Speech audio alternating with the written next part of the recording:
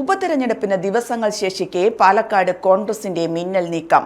BJP. നേതൃത്വവുമായി ഇടഞ്ഞുനിന്ന സംസ്ഥാന general secretary Sandeep വാര്യരെ പാർട്ടിയിലെത്തിച്ചുകൊണ്ടാണ് Congress അപ്രതീക്ഷിത നീക്കം നടത്തിയത്. ഡി.സി.സി. ഓഫീസിലെത്തി സന്ദീപ് വാര്യർ കോൺഗ്രസിൽ അംഗത്വം സ്വീകരിച്ചു. കെ.പി.സി.സി. President K. സുധാകരൻ, കേരളത്തിന്റെ ചുമതലയുള്ള AICC. General secretary Deepa Das Munshi, പ്രതിപക്ഷ നേതാവ് വി.ഡി. സതീശൻ, എംപിമാരായ വി.കെ. ശ്രീകണ്ഠൻ, ഷാഫി പറമ്പിൽ എന്നിവരുടെ സാന്നിധ്യത്തിലായിരുന്നു സന്ദീപിന്റെ കോൺഗ്രസ് പ്രവേശനം.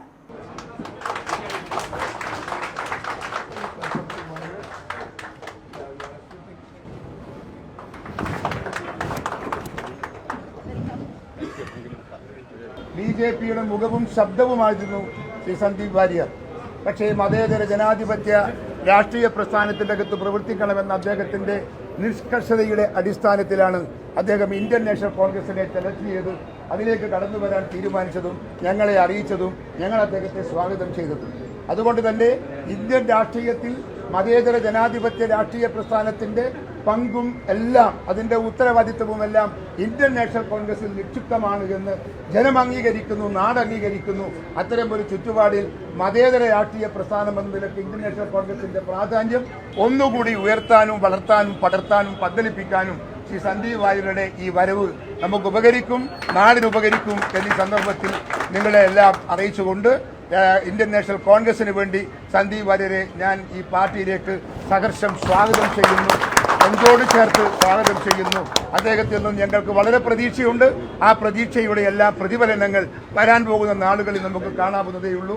ഇവിടെ അറിയാമല്ലോ നിങ്ങൾക്ക്, കോൺഗ്രസിനെ കുറിച്ച് വർഗീയ പ്രസ്ഥാനം എന്ന് പറഞ്ഞ് കോൺഗ്രസിനെതിരായി പ്രചരണം നടത്തുന്ന പാർട്ടിയാണ് ഇവിടുത്തെ ബി.ജെ.പിയും സി.പി.എമ്മും. ആ സി.പി.എമ്മിൻ്റെയും ബി.ജെ.പിയുടെയും ഇന്നത്തെ രാഷ്ട്രീയ സാഹചര്യത്തെ വിലയിരുത്താൻ സന്ദീപ് വാര്യരുടെ ഈ വരവ് ഈ നാട്ടിലെ ജനങ്ങളുടെ മുമ്പിൽ അത് ഉയർന്നു വരും എന്ന കാര്യത്തിൽ തർക്കമൊന്നുമില്ല.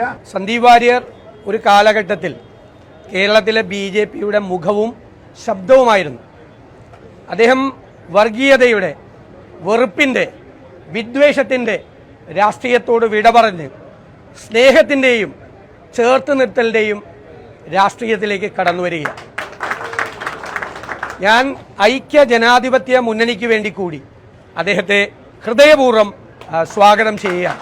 മാതാറാസ് India hospital, Pamban Madhavan road, Thalap, Kannur. Phone 04972761303.